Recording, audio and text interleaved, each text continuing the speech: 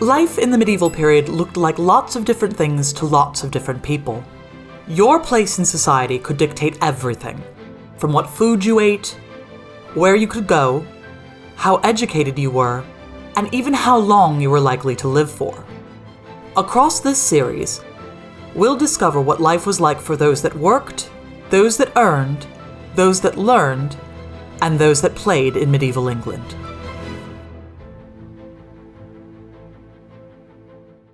Get exclusive documentaries and ad-free podcasts with top historians. Watch on your smart TV or mobile device by downloading the History Hit app.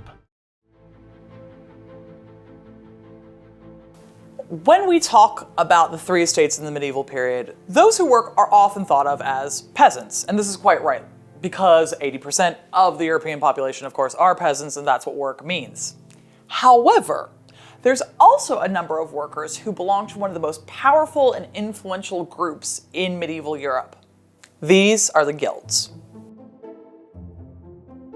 A guild is a really interesting institution because it's sort of halfway between what we would call a union now and halfway just a sort of monopoly. Guilds exist to say that someone can or cannot partake in a particular industry. You might be a fishmonger, you might be a leather maker, you might be a goldsmith. All of these, particularly in London, would require guild membership in order to take part of them. That you can't just decide that you're going to move to London and start selling fish. It's something that's protected very heavily in order to make sure that benefits go to people who are in a guild. Guilds exist across Europe, and they also exist across England. So in any of the big fancy medieval cities like York or Norwich, you'll also find guilds.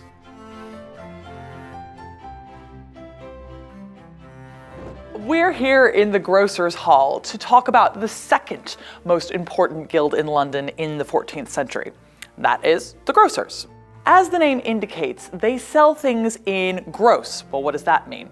Specifically, when we're talking about the grocers, we're not talking about groceries in the way that we think now. We're talking about spices. Spices in the medieval period, and indeed into the early modern period, are one of the most expensive and important commodities in Europe. So the grocers are able to command prestige and power, as befits someone with a hall like this, because they're bringing in absolutely tons of money to the City of London. The term grocers for the medieval mind is such a particularized and important thing because spices occupy such an important part of both the economy and the medieval imagination.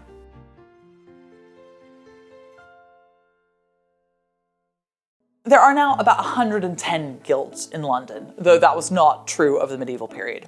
And oftentimes when we talk about the medieval guilds, we're talking about what we call the Great 12. And they have a specific order because guilds love to rank themselves. So they are mercers, grocers, drapers, fishmongers, the goldsmiths, skinners, merchant tailors. That all depends on what year you ask that in, because they trade off every other year. Both of the guilds were incorporated in the year 1327, and we don't know who was incorporated first. 8. The haberdashers, then the salters, then the ironmongers, then the vintners, and then the clothworkers. All of these people have associations overseeing their particular trade and making sure only some people can come in and out. Beyond trade, these are also massively politically important people. In order to be a part of a guild, you also have to agree to be a city alderman, which means that you are one of the people who votes for and can become the Lord Mayor. The fact that London has a mayor is really interesting in and of itself, and it's specifically tied to the power and prestige of guilds. They are seen as so rich and influential that they need to have a say in royal matters. So the Mayor of London speaks for London in general, but what that means is that he's actually speaking for the guilds in front of the king and on par with members of the nobility. The Grocers Guild specifically, up until the year 1345, had already contributed 10 mayors of the City of London. This is just a little taste of exactly where power presides in the city.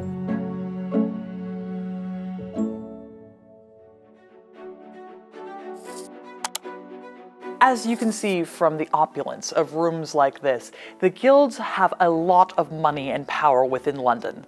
This isn't just because they control specific trades, but because they actually own a lot of the property in London itself. If you're inside the city wall of London, you're in London. If you're outside of it, you're not. So property can't expand in London in the same way that it can now, because what constitutes London property has to be within the walls. It's easy for the guilds to monopolize all of that land. If you think London property is expensive now, in the medieval period where you simply couldn't make any more of it, it was even more important. This is one of the ways that the guilds are able to collectivize their power and prestige in London. So being a member of the guild has very specific political advantages in that you actually get some say in the world around you. It also has some personal advantages that knock on from that. So every member of a guild is also a freeman of the City of London. It's a way of disassociating people who are in guilds from ordinary workers like peasants. You are, well, a free man. You are not a serf. You're not owned by anyone or anyone's property. If you're a freeman, you're an alderman, you're a member of the guild, you're part of an elite society, although you may still work. There are also some knock-on advantages of that in that you can drive sheep across London Bridge. That might sound kind of silly and weird, but what it means is that you can actually bring sheep to market without having to pay a tax on it, for example. Any peasants from the countryside who want to sell sheep for slaughter at Smithfield Market or who want to sell on their wool will have to pay a tax when they bring their sheep across London Bridge. If you're a freeman, no such fee applies to you. So it's ways like these that freemen can make more and more money, more and more easily than their compatriots who might be unfree.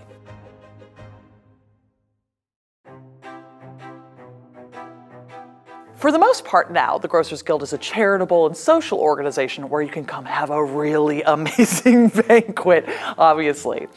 But what I really love about this incredible place setting is all these hints to the medieval period and where this company was originally established. In particular, I'm obsessed with these camels.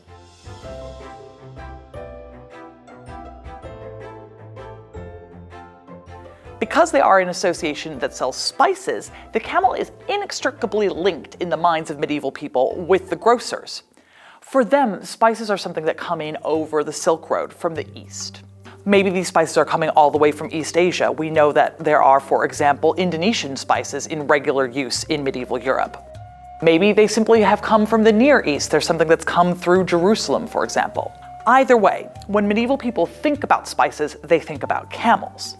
And that's why it's an integral part of the Grocers Association symbols. You'll find it on their livery, you'll find it on this table, you'll find it on the carpet in this room. And always you'll see that the camels are set up to be coming from the east. So here is where we would have the chairman of the table sit, and all of the camels look as though they're coming from the east from that perspective. I really love this bit of the medieval imagination persevering into the modern period. And also they're just really cute. Here on the table, we also have some nice hints about what the organization used to do. We have this lovely gavel to call any proceedings to order. And over here, we have the seal from the barge. Why would a guild have a barge? Well, in the medieval period, there's only one bridge in and out of the city, London Bridge. And it's actually somewhere where people live as well. It's much, much smaller than it is now, so it could take forever to get back and forth across to Southwark. An important company like the Grocers would have their own barge, so any members can get back and forth across the river very quickly and in some style. This ornate door of the Grocers Guild gives us a great opportunity to talk about the guild's crest itself. At the top, again, we see this camel coming in from the east, but what's quite interesting on the guild crest itself is the clove. Of course, it's a reference now to the spice clove. But in the 14th century, that's not what clove meant. Clove is actually a reference to the weights that were used by grocers to measure out spices as they were sold. So it's actually a nice little double entendre. It does remind us of the spices that are being sold by grocers, but it also tells you exactly how they did that. When you come into the Grocers Hall, one incredibly exciting thing they have is this, the oldest working bell in London. It initially comes from a nearby parish church, which is no longer extant. And on the bell is inscribed the words in Flemish, "My name is Martin, may my sound be God-pleasing, 1458. The guilds here would be working very closely and trading oftentimes with the continent itself. As a result, you have Flemish communities within London, and these are the sort of people that might be involved with the guilds. So, since this is the oldest working bell in London, let's give it a go.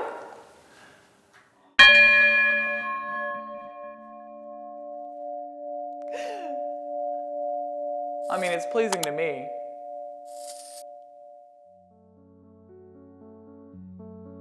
Because the guilds are so incredibly rich and influential, we have a lot of records about them. And this is great because that means that we can know more about the individual lives of people who are involved in guilds. In particular today, we're going to talk about the de Garten family, who are mercers. This means they're general merchants, and the mercers are considered the first and most important guild in the city of London. We know that the de Gartens lived on a particular street called Soppers Lane, which unfortunately no longer exists. It was burnt down during the Great Fire of London in 1666. This little courtyard is near the site of where Soppers Lane would have been in the medieval period. As you can see from the sign behind me, this is where St. Pancras Church was. And we know that was the de Garten family parish church. This church served the pastoral needs of the pepperers and mercers who lived on Soppers Lane. This is indicative of how the communities of mercers and grocers worked. They lived in the same area because they were involved in slightly similar trades, and they also set up shop with their specific guilds as close as they could to their own community. It's these mercers and these grocers, these few families, that really control both this neighborhood and trade in the city.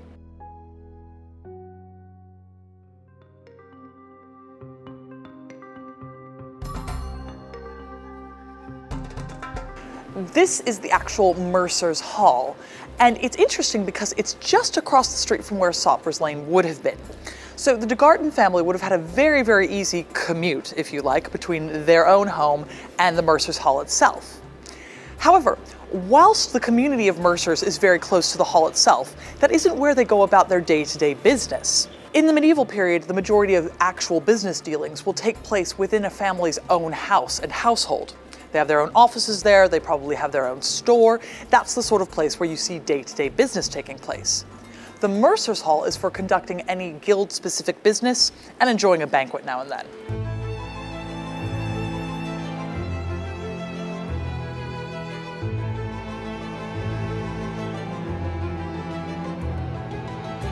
Walking just a few more minutes away from Soppers Lane and the Mercer's Hall, we then encounter this, the Goldsmiths' Hall.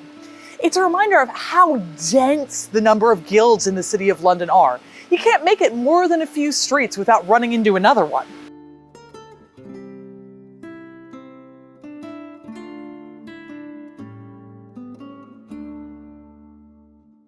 We are here back outside St. Bart's, which, if you've seen my other program about walking around communities of medieval London, you might remember. But today I'm not going to talk about St. Bart's again, as exciting as I think it is. I'm here to talk about 41 Cloth Fair just behind me. It is the oldest house still extant in the City of London, and it dates to the 16th century. That's a little bit later than we are talking about for the majority of this program, but it tells us something very interesting about houses in London generally. A household will mean the family itself, like the de Garteners, but it'll also mean the various servants that work for them, and it will also, and very crucially, mean their apprentices. People who are living with them, kind of as indentured servants, learning a particular trade that they want. We know that the de Garten family brings in apprentices specifically from Lincolnshire quite often to learn how to be a mercer. So a household is also not always just one house. It might be a series of houses that are around an enclosed courtyard in the middle of town. 41 Cloth Fair is just such a place. It used to be a collection of 11 buildings around a centralized courtyard just over here. And it lets us think about a different kind of city. It's not just individual buildings and individual people. It's part of a collective of which guilds help to make. The de Gartens are one such really influential and rich house. We know that they have servants. We know that they have apprentices. Why do you have apprentices? If you want to get into a guild, there are only 4 specific ways of doing so. If you're lucky enough to be born a de Garten, that's the #1 way to get into a guild, just through patrimony. If your father is a mercer, then you can be a mercer if you're a man. It's just that easy. The second most common way is to be an apprentice. That means that you go and live and work, often for free, in a household, learn the trade. The family therefore gets the benefit of your work and their help, and then you can set up once you pass a mastership and you can be a member of the guild itself. The third way that you can join a guild is what's called redemption. Redemption is interesting because it sounds like it's probably a punishment, And it's kind of shown to be like that, and it's framed in that way. But it actually just means you're buying your way in. You have to buy a fee to sort of redeem yourself for not having the privilege of being born into a guild family or not having worked your way up. So if you've got enough spare cash, you can become a mercer, provided that the mercers want your money. That's redemption. The fourth way is through invitation, and that is really uncommon. When we say that someone can join a guild through invitation and that it's a rare honor, who is it who is invited into a guild?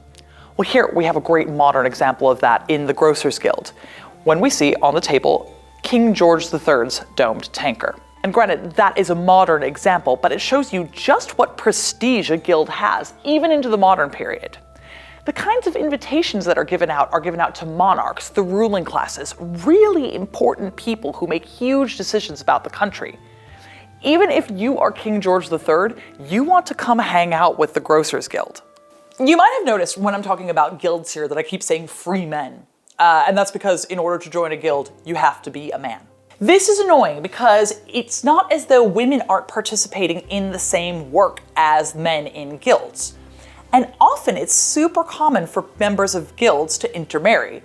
There are huge advantages to marrying a woman from another guild family because she knows how to conduct the business of the guild that you're in. And it's often specifically women who look after the books of their husbands' businesses.